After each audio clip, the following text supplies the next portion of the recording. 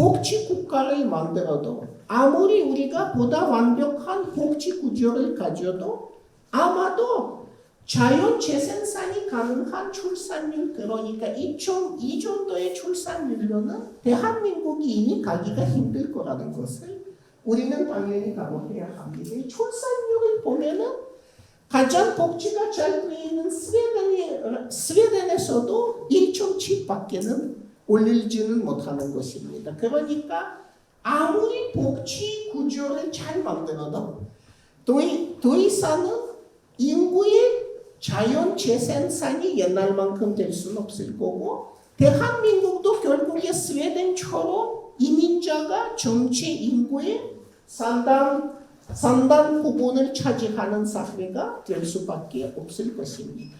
지금은 외국 계통의 인구는 대한민국에서는 거의 5%, 스웨덴에서는 20%를 차지하고 있는데, 결국엔 한국도 스웨덴처럼 아마도 외국 계통의 인구는 20-30% 차지하는 사회로 장기적으로 가게 되리라고는 저는 생각합니다. 여기서 보시면 지금 이게 몇 년 전에 통계인데 지금은 한 20%, 스웨덴이 한 20%까지 간 것이죠. 그런데 그렇다 하더라도 중요한 것은 만약에 우리가 한국에서 포괄적인 생태형 복지 국가를 만들 수 있다면은 비록 인구 재생산이 옛날처럼 이루어지지 않아도 적어도 다수가 회사의 주박을 벗어나서, 그리고는 과로사의 위험을 벗어나서 좀 더 행복한 생활을 누릴 수 있고 좀 더 평등한 사회 속에서 살면서 행복을 느낄 수 있지 않을까 싶은 것입니다. 사실은 불평등한 사회, 소멸형 사회에서는 아마도 행복을 느낀다는 것 자체가 상당히 어려운 일이 아닐까 싶은 것입니다. 왜냐하면은 모든 것이 경쟁에 의해서 결정되고 어떤 일이든 간에 어떤 분야든 간에 늘 높고 낮은 것이 이렇게 뚜렷하고 그러면은 심리적으로 인간이 늘 자신과 남을 비교하게 됩니다. 그래서 늘 나는 그럼 남보다는 우월한가 열등한가 이제 이런 생각을 늘 갖게 되는 것이고, 누구를 상대해도 상대방과 나의 상대적인 소열적 위치부터 파악해서 이제는 상대해야 하는 것이고, 심지어 나는 나이가 들어서 이런 데 이제는 더 이상은 그렇게까지는 에너지를 안 써도 내 아이는 남의 아이에 비해서는 잘 나가는가 부터는 이제 또 걱정사항이 되는 것입니다. 그러니까 소열적 사회는 아마 행복하기가 힘들 것 같고요. 우리의 목표는 바로 지금처럼 부유한 나라 중에서도 자살이 제일 많은 대한민국을 자살공화국에서 행복공화국으로 만드는 것이 아닌가 싶은 것입니다. 그리고 여기에서 또 한 가지를 제가 말씀드려야 하는 부분이 있습니다. 아까 한국의 성공이 거의 세계사에서 전례가 없을 만큼 정말 예외적인 경우라고 말씀드린 바 있었습니다. 즉 한국이 주변부에서 시작을 해서 핵심부로 지금은 이동한 것이죠. 근데 여기에서 우리가 한 가지 기억해야 하는 부분은 핵심부 국가란 어떤 것입니까? 기본적으로 주변부 국가는 자본을 수입하는 나라죠. 외국 자본이 와서 공장을 짓고 전국 노동력을 사용하고 이런 것이 주변부에서 보통입니다.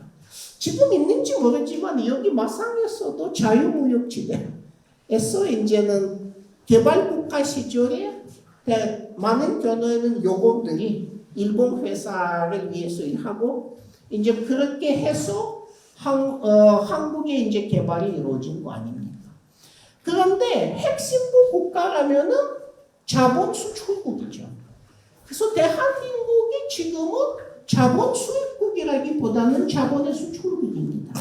자본 수입도 이루어지만 자본 수입은 예를 들어서는 포트폴리오 투자라든지 그 주식시장 투자 등등의 형태로 이루어지고요. 자본 수출 같은 경우에는 제조업 강국이다 보니까 대개는 조임금 국가에서 공장을 짓고 노동자를 고용하고 이제 제품 생산하는 형태로 자주 이루어집니다. 그래서 대한민국의 정치 영토는 한반도 남반구지만은 대한민국의 경제 영토는 한반도 남반구보다 훨씬 넓습니다. 대한민국의 경제 영토는 거의 전 세계를 아우르는 부분이 있고 특히는 동아시아, 동남아시아에서 한국의 자본이 갖고 있는 비중은 결코 무시할 수는 없습니다. 예를 들어서는 한때는 또 전쟁으로 한국과 안 좋은 인연을 맺은 비엔남이 있지 않습니까? 지금 비엔남에서 한국 업체에서 일하는 노동자의 수는 여러 가지 그 추산 결과들이 있지만 대체로는 150만 명에서 200만 명으로 추산되는 것입니다. 그러니까 한국의 국부를 생산하는 게 한국의 노동자만이 아니고 비엔남 노동자들도 한국의 국부를 생산하죠. 해마다 조금씩 달라지지만 몇 년 동안 한국은 비엔남에서, 캄보디아에서, 방글라데시에서 제1위 투자 국가였습니다. 그러니까 그 중국에서도 한때는 대단히 중요한 투자국이었다가 지금은 투자가 빠져나가는 이제 그런 추세고요. 전체 주로 동남아시아, 남아시아 그리고는 중남미 등등에서 한국 계열의 공장에서 일하는 외국인 노동자 수는 한 1,100만 명으로 추산되는 것입니다. 그러니까 지금 국내 제조업 노동자의 수보다 국내에서 한국 자본을 위해서 일하고 있는 외국 노동자 숫자는 더 큽니다. 그러니까 그 정도로 이제는 한국이 자본 수출국으로서의 위상을 갖고 있는 것이죠. 그런데 문제는 무엇인가 하면 우리가 대한민국의 진보적인 미래를 꿈꾼다면 우리는 대한민국의 정치적 영토 안에서 사는 사람들의 복지라든가 탈소열화라든가 등등만을 또 생각하면 안 될 것이고요. 그 대한민국의 경제 영토 안에서 그 대한민국과 경제적인 관계, 이해관계를 갖고 있는 모든 이들을 고려하는 게 아마도 그 글로벌 시대에 만든 사고방식이 아닌가 이렇게 생각해 볼 수는 있습니다. 지금 한국 공장에서 일하는 인도네시아가 삼성 공장만 봐도 인도, 중국, 베트남, 인도네시아, 멕시코에 다 있는데 그러니까 거기에서 삼성 휴대폰들을 조립하는 사람들도 어떻게 보면은 한국의 국부에 공헌하고 있는 사람들입니다. 그래서 우리가 만약에 한국의 진보적인 미래를 상상할 때에는 한국이 그 생태형 복지국가가 되는 것을 우리는 꿈꿀 수가 있고 그것을 위해서 신청할 수 있는데 우리가 아울러 생각해야 하는 것이 과연 한국 자본이 외국에서 한국 국부 현선에 기여하는 외국인들한테 어떤 대접을 하고 있는가. 이 부분도 우리가 진보적인 시민사회 입장에서 고려해야 하지 않을까.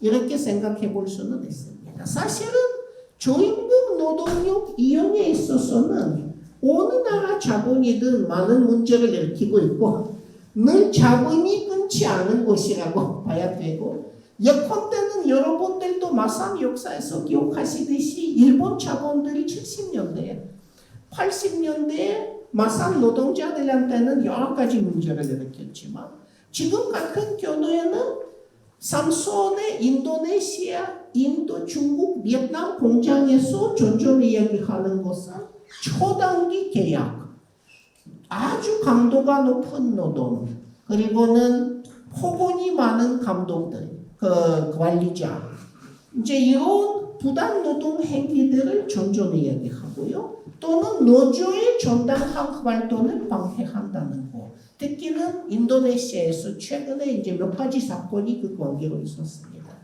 그러면 이런 부분에 대해서는 한국의 시민사회도 이제는 한국의 높아진 국제리신만큼이나 신경 써야 하는 게 아닐까. 우리 이렇게 생각해 볼 수는 있는 것입니다. 좌우간 우리는 이제 한국이 주변부에서 핵심부로 이동하는 데 성공한 데 이어서 자산공화국에서 행복공화국으로 이동하는 일에도 성공을 거둘 수 있었으면 대단히 좋겠습니다. 감사합니다.